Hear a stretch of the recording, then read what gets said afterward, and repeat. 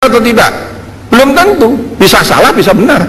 Buktikan mana yang benar, tidak ada. Jadi tidak ada pelurusan sejarah itu.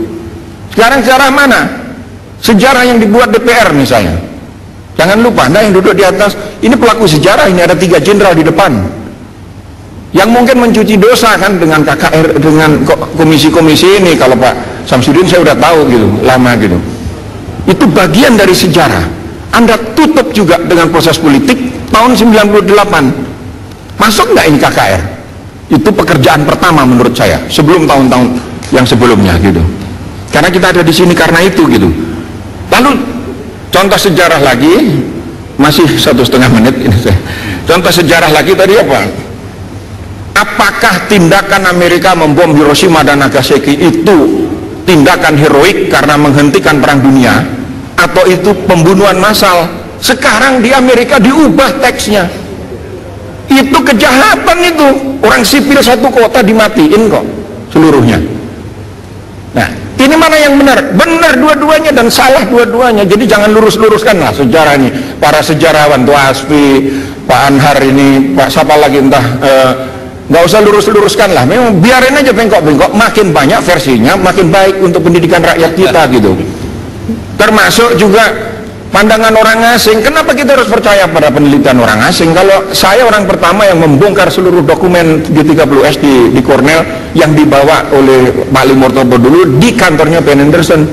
Saya ubek-ubek apa yang kita lihat. Penelitian orang asing juga sampah semua kok.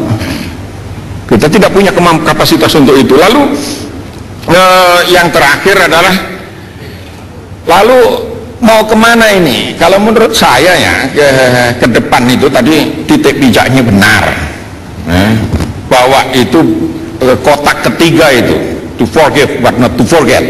Lah mulainya dari mana?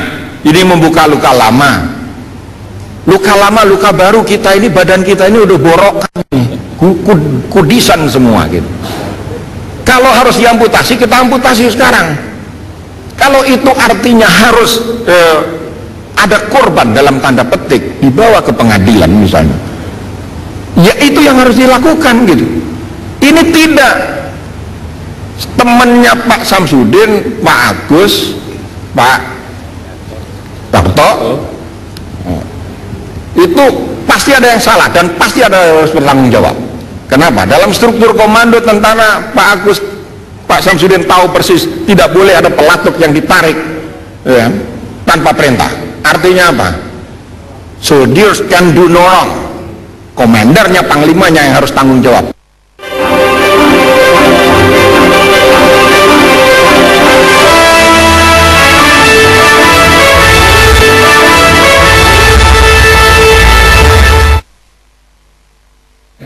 Masih ada 2 atau beberapa pembicara lagi yang ada di floors untuk bisa mengemukakan pendapat, opini atau saran-sarannya. Kami berikan kesempatan kepada Pak Ifdal Kasim dari Elsam.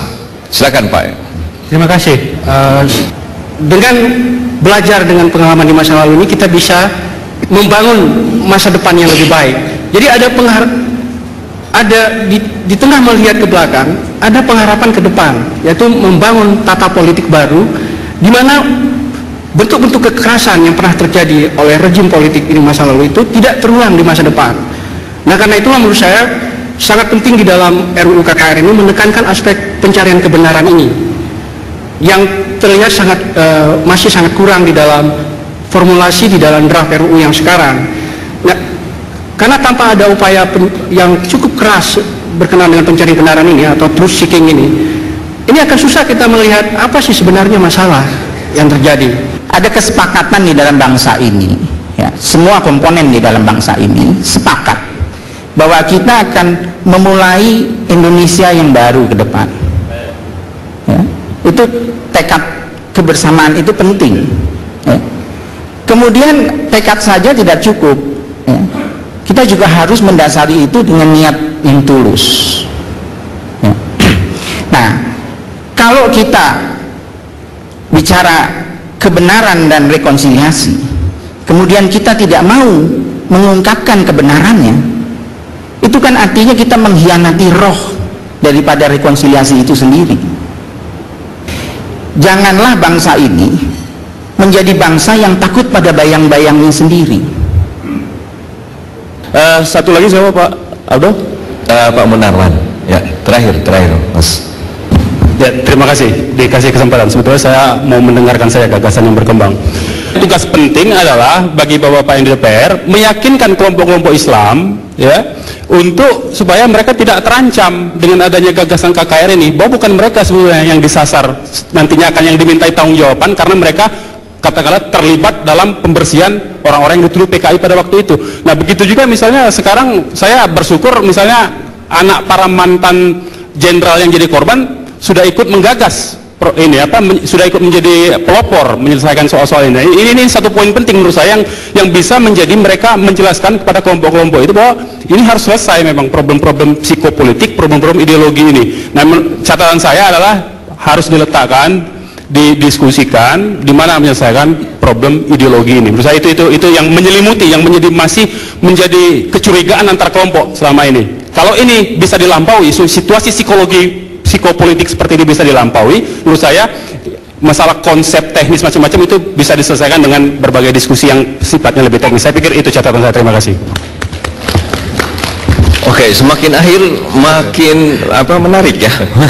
Tapi kita harus akhiri. Silakan Mas Didi. Baik, yang terakhir tentu kita hanya tinggal doa dan harapan ini. Doa dan harapan buat kita semua, khususnya buat Pak Darto dan teman-teman di Pansus.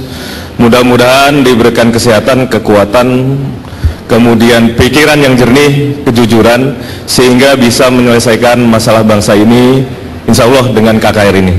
Demikian, terima kasih. Ya, dan akhir kata dari saya ucapkan terima kasih khususnya kepada hadirin yang ada di ruangan ini, kepada panelis, narasumber, dan bapak-bapak yang menanggapi dari floors. Dan pemirsa, demikian perjumpaan kita, pembahasan kurang lebih 1 jam sudah Anda ikuti, dan tentu harapan saya semoga menambah wawasan politik dan wawasan kebangsaan Anda. Terima kasih atas perhatian pemirsa. Kita jumpa lagi dalam diskusi-diskusi yang menarik seperti ini di masa mendatang. Selamat malam.